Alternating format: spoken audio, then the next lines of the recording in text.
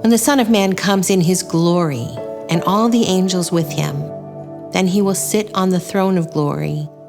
All the nations will be gathered before him, and he will separate the people one from another as a shepherd separates sheep from the goats. And he will put the sheep at his right hand and the goats at the left. Then the king will say to those at his right hand, "Come, you that are blessed by my Father, inherit the kingdom prepared for you from the foundation of the world. For I was hungry, and you gave me food. I was thirsty, and you gave me something to drink. I was a stranger, and you welcomed me. I was naked, and you gave me clothing. I was sick, and you took care of me. I was in prison, and you visited me." Then the righteous will answer him, "Lord, when was it that we saw you hungry and gave you food, or thirsty and gave you something to drink? And when was it that we saw you as a stranger and welcomed you, or naked and gave you clothing? And when was it that we saw you sick or in prison and visited you?" And the king will answer them, "Truly I tell you, just as you did it to one of the least of those who are members of my family, you did it to me."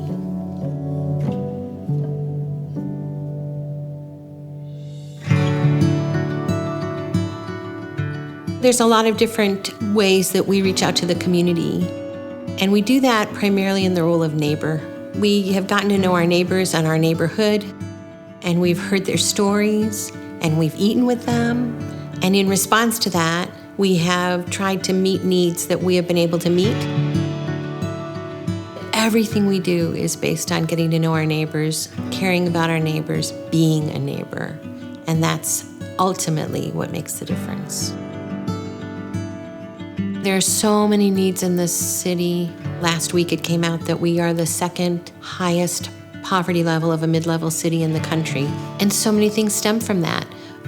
One of the worst food access areas in the country, one of the highest Black infant mortality rates in the country. Our neighbors need us, and we need our neighbors. One of the things that's so important is to understand that we are only as safe and as healthy and as happy as the person who is the least safe, healthy, and happy. And until we open up our hearts to that level of compassion, we're never going to be able to solve the problems in our valley. And they're considerable, but there's so many good people here. And it only takes one relationship at a time.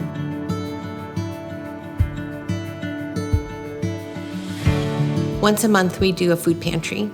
And when it isn't COVID, we have volunteers who come every month. Same volunteers have been coming for years. The people who go through the line are friends. It isn't just giving people a bag of food. It's serving our neighbors. It's personal relationships, and people feel that. I was talking to one of the women who work at YSU, and she's in charge of Upward Bound. She was telling me about this. I didn't know anything about the program, and she said, these kids, they're hungry. She said, I don't know what I'm going to do. And I said, well, we could feed them lunch. And she started crying.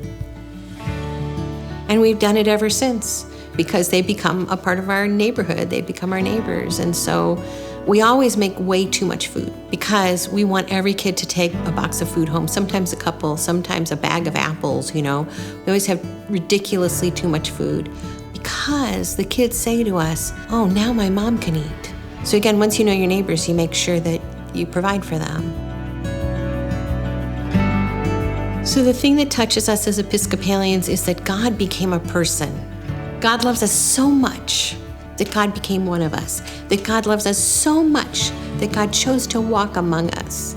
That God loves us so much that God wanted to intimately experience our lives. And in that, teach us how to be community, teach us how to love, teach us how to care for one another. So it's really important that we embody, just as Christ embodied, love. That's what our ultimate goal is, to bring the love of Jesus Christ into the world in the ways that we know how and in the ways that our gifts and talents allow us. You have time, you have talent, you have treasure. And it's usually a combination of those that you offer. And money's one of those things.